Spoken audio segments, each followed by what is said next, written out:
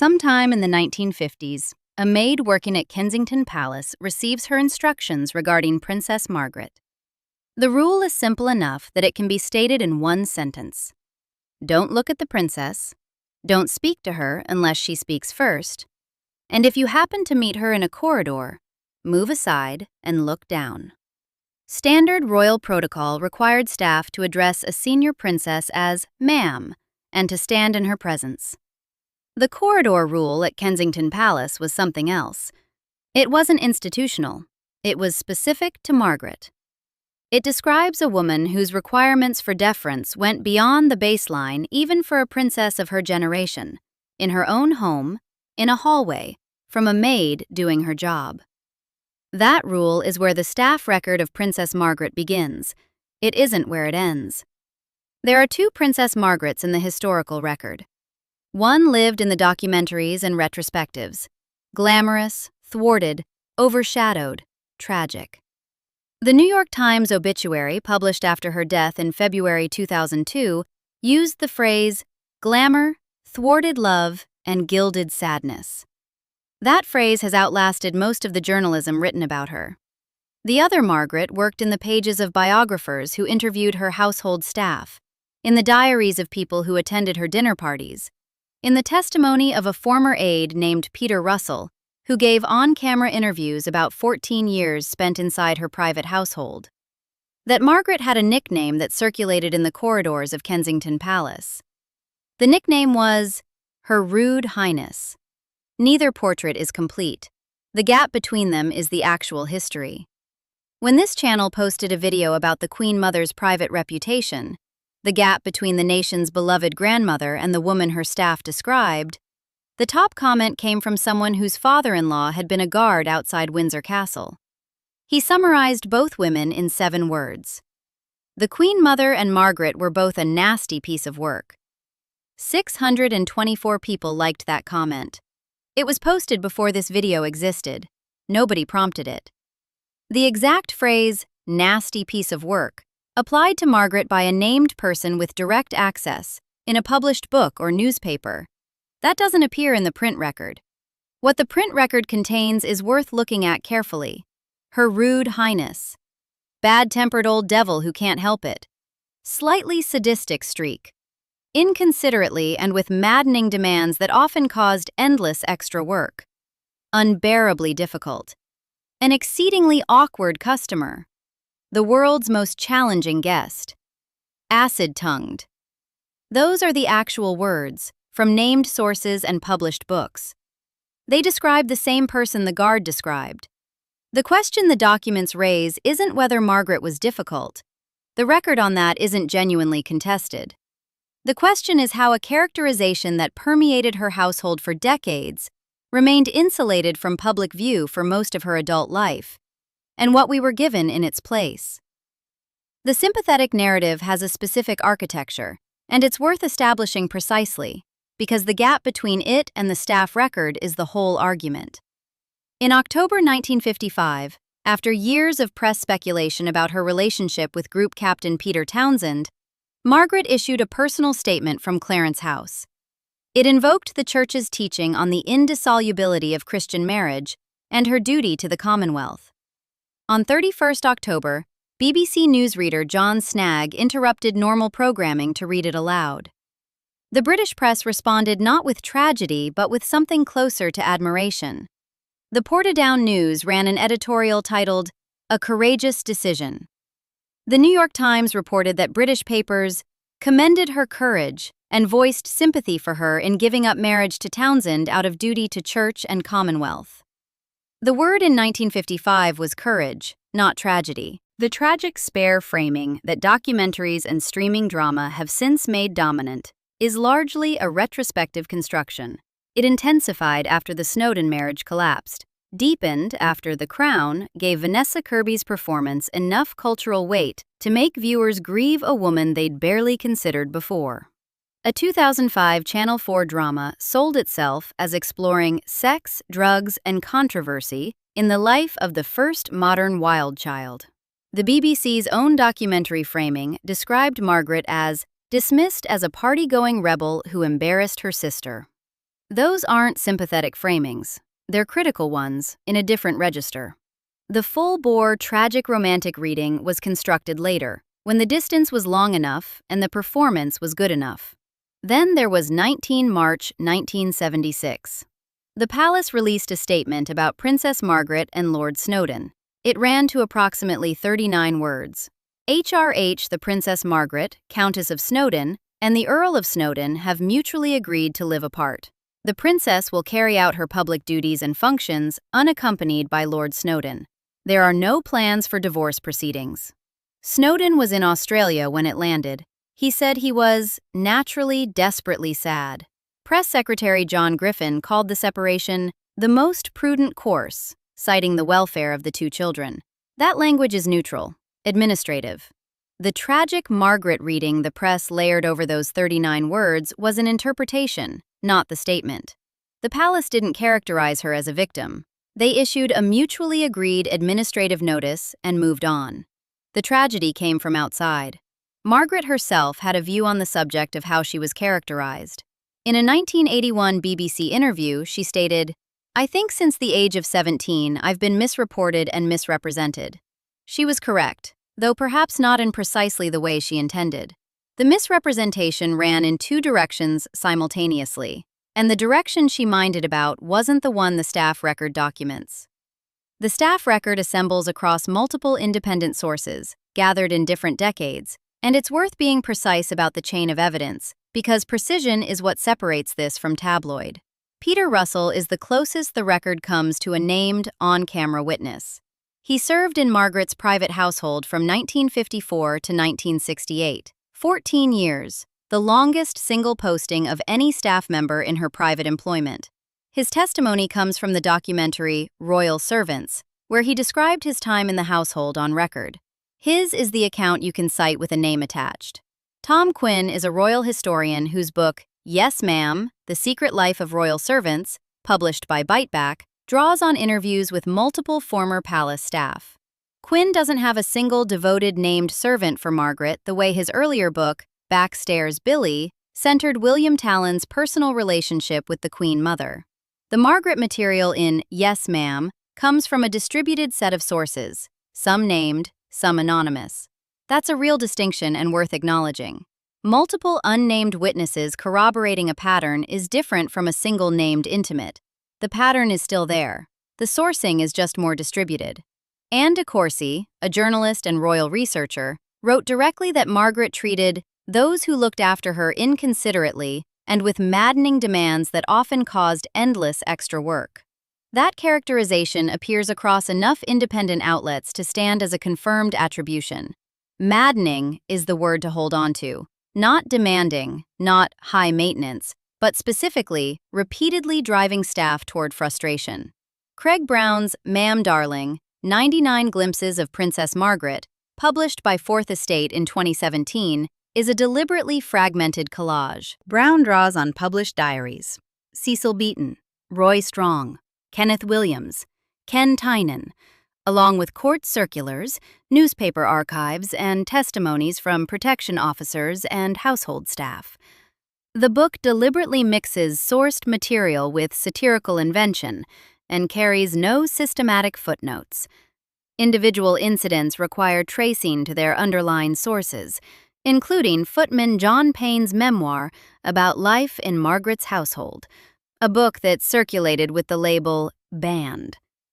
Brown's synthesis characterized Margaret as the world's most challenging guest, which reviewers tended to note was one of the milder formulations available in the text. In Vogue's review of the book, critic Hamish Bowles described what Brown's evidence assembled. Margaret emerges as a chain-smoking, chain-drinking, man-eating monster with flashes of wit and unsteady charm. He noted Brown's speculation that much of her social circle tolerated her primarily so they could compare notes on her behavior in the giggling aftermath. The dinner party protocol that prevented guests from leaving before she did, the sing-alongs that extended to 4 in the morning if she was in the mood, the episodes that Bowles called Bunwellian tortures. These weren't isolated incidents. They were a documented pattern from multiple separate witnesses across multiple decades.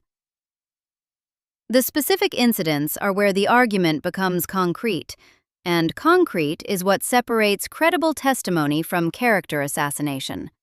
The television. According to former staff who spoke to Tom Quinn, Margaret had a habit of checking the top of her television when she returned to a room. If the set was warm, she concluded that staff had been watching it in her absence.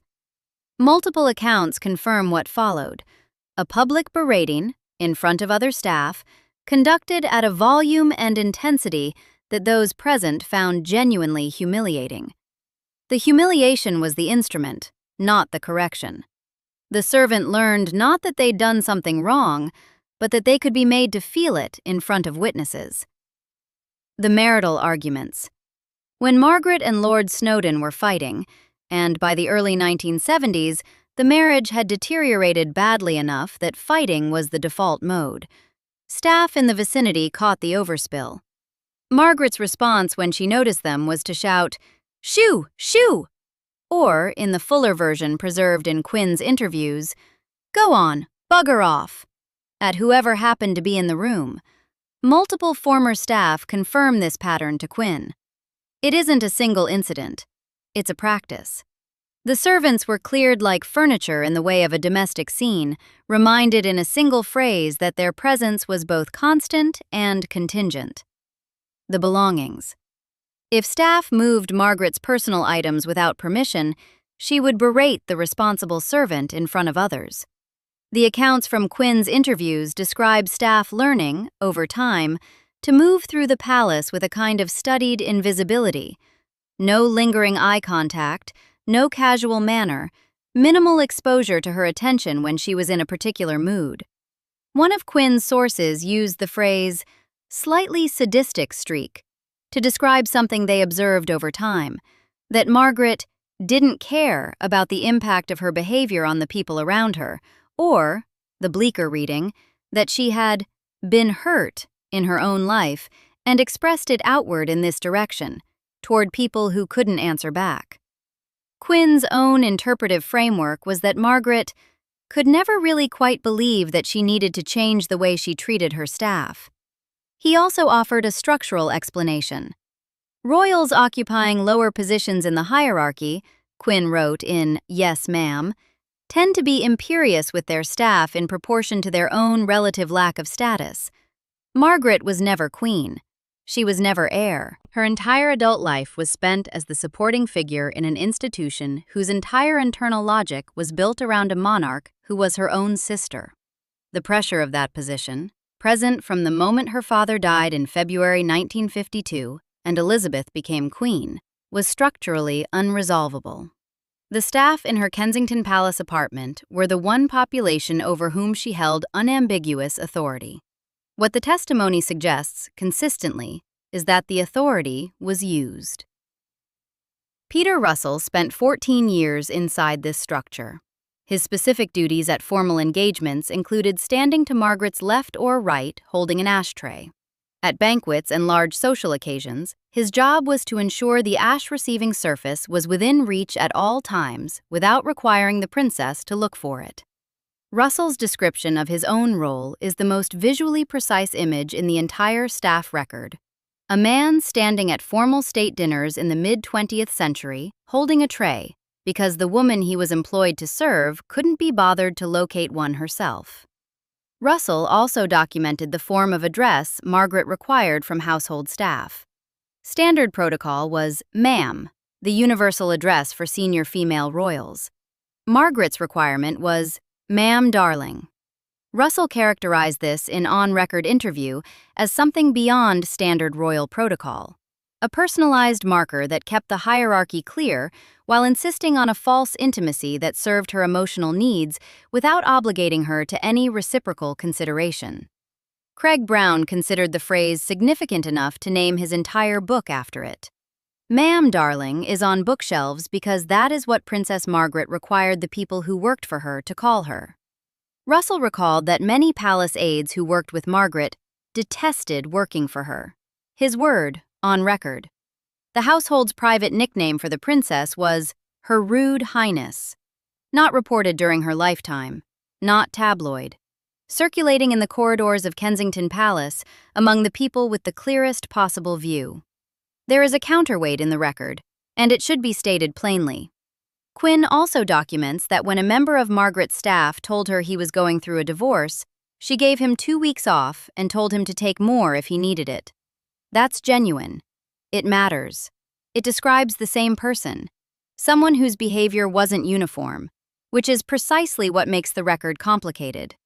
"I'm just a bad-tempered old devil who can't help it," the self-description she offered to the maid she'd scolded, the apology she reportedly gave more than once, isn't a monster's self-characterization. It describes a person who knew the pattern, believed it was fixed, and kept returning to apologize for it without changing it. The staff experienced both versions of her. The kindness made the rest harder, not easier, to categorize. Lady Anne Glenconner served Princess Margaret from the early 1970s until the princess's death in February 2002, approximately 30 years as lady-in-waiting, following a childhood friendship that had begun at Holcombe Hall in Norfolk when Margaret was a frequent visitor to the Coke family estate. She was as close to Margaret in the final decades of her life as anyone. She was present at Mystique, at the private occasions, at the moments that other sources could only reconstruct afterward. Her memoir, Lady-in-Waiting, My Extraordinary Life in the Shadow of the Crown, published by Hodder in 2019, became a bestseller. The portrait it offers is warm and affectionate. Glenconner remembered Margaret as naughty, fun. She quoted her on the necessity of bringing your butler to a picnic. She wrote about genuine musical talent, about hours of laughter. She described the institution of the lady-in-waiting with wit and precision. One of the protocols of being in the company of a member of the royal family is that if they are standing, you have to stand. You can't sit down until they do. Her memoir is, by deliberate design, the warmest possible account of Margaret, from someone with unimpeachable access. She wrote it explicitly because she was so fed up with people writing such horrible things about Margaret. She named Craig Brown's book specifically as the provocation. "We won't mention the name of somebody who wrote it," she said in interview. "I don't know why people want to rot her like that." The weight of that rebuttal is itself evidence. You don't publish 300 pages of warmth and anecdote in response to a fringe view. You publish them when the opposition is substantial, documented, and widely believed. Lady-in-Waiting is, among its other accomplishments, a precise measure of how seriously the negative portrait had taken hold by 2019, enough to require a formal, book-length counter from the woman closest to Margaret for 30 years. What Glenconner's memoir also does, without intending to, is confirm the substance of what it's arguing against. Her explanation for the difficult reputation was this: "People complained about Princess Margaret being difficult, but I think quite often it was because she was bored or fed up. Not surprisingly, her idea of fun wasn't sitting next to the mayor, the bishop, and the chief of police for Sunday lunch." Boredom at a civic lunch explains disengagement. It doesn't explain the corridor rule, or the maid being told to look at her shoes, or the servant berated in front of colleagues over a warm television, or the nickname running through the household. Those aren't the behaviors of someone who finds the mayor dull. They describe something more consistent and more domestic. Glenconner's defense, however generous, uses the word inconsiderate in passing, and then despotic in the same sentence, before pivoting back to the laughter. Even the best possible witness for the defense concedes the charge on the way to arguing mitigating circumstances. The Tatler review of Lady-in-Waiting captured the book's structural irony. Margaret could be inconsiderate and despotic, but Lady Anne remembers the hoots of laughter and bouts of giggles. Both things, from the person best positioned to know. About the title and where it comes from. The phrase, "nasty piece of work," applied to Princess Margaret by a named person with direct access, in a verifiable published source. It doesn't appear in the book record. The research is clear on this. The phrase lives in online commentary, in social media posts, and in one YouTube comment from a guard's family member who had nothing to lose and 7 words to spend. What the print sources do say is something the guard's phrase was compressing into fewer syllables. Her Rude Highness, staff nickname, confirmed through the Royal Servants documentary. Bad-tempered old devil who can't help it, Margaret's own self-description, preserved in Tom Quinn's interviews with former staff. Slightly sadistic streak, a Quinn source's characterization of the pattern. Inconsiderately and with maddening demands that often caused endless extra work. And de Courcy, cited across multiple publications. Unbearably difficult. Craig Brown, via reviewer's direct quote from the text. An exceedingly awkward customer, Brown again, in the Telegraph review. The world's most challenging guest, the Washington Post's summary of Brown's characterization. The gap between what the books say and what the guard said isn't a gap in meaning, it's a gap in permission. Print language about living members of the royal family was constrained throughout the 20th century, not only by legal risk, but by access economics. Journalists who wrote too critically lost their invitation to the table. The guard didn't have a table to lose. He told his son-in-law what he'd seen from outside Windsor Castle. His son-in-law remembered, and decades later, typed it into a YouTube comment. 624 people recognized the description immediately. That recognition matters. It suggests the characterization wasn't surprising. It suggests people had encountered it before. In books, in family stories, in half-remembered things that adults had said when they thought the children weren't paying attention. When Margaret died at King Edward VII's Hospital on 9 February 2002, aged 71, Sir Roy Strong gave a tribute at her funeral. Strong had kept a diary throughout his years in her social circle. His entries are among the sources Craig Brown drew on for "Ma'am Darling," and the line he chose for the occasion has been quoted widely ever since. "The common touch she had not," at a memorial service, by someone saying something charitable, delivered to a congregation full of people who understood exactly what he meant and smiled. The smile is the tell. It means the observation was shared, recognized, already known. It means the gap between the public narrative and the private record had always been common knowledge in the rooms where people actually knew her. And the public narrative had served a function for everyone, including, perhaps especially, the people who knew better. That function is worth naming. The tragic, romantic frame makes a complicated figure legible without requiring anyone to look too closely at the specifics of how she treated the people who served her. A woman denied the man she loved, trapped in a difficult marriage, overshadowed by an institution that had no real place for her. That reading organizes the evidence into something coherent and sympathetic. It's not false, exactly. The constraints were real. The Townsend situation was real. The Snowdon marriage was, by all accounts, genuinely difficult, and not only for Margaret. But the maid in the corridor, looking at her shoes, moving aside, didn't have access to the tragic reading. She had access to the rule. The staff who addressed their employer as "Ma'am Darling" didn't have access to the mitigating context. They had access to the requirement.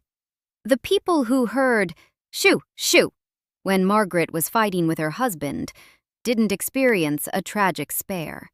They experienced a woman dismissing them from her domestic argument like troublesome dogs. The two records can both be true simultaneously. That's what makes them interesting, and what makes the official narrative incomplete. The incompleteness wasn't accidental. It was structural, built into an institution that had been managing public perception of the royal family since before Margaret was born at Glamis Castle in August 1930, and that continued managing it until the diaries started opening and the memoirs started appearing, and the former staff started giving interviews. Margaret herself said in 1981 that she'd been misreported and misrepresented since the age of 17. She was right. What she probably didn't mean was that one of the misrepresentations was the tragedy. The people who lived alongside her, the maids and footmen and lady-in-waitings and aides who stood with an ashtray at formal engagements, they had a different vantage point. What they described, repeatedly and independently and over decades, was the second Margaret, the one the corridor rule belonged to, the one the nickname belonged to. The gap between those two accounts is where the actual history lives, and the gap has never been smaller than it's right now, when the diaries are open and the memoirs are published, and someone whose father-in-law was a guard can type 7 words into a comment box and 600 people click like.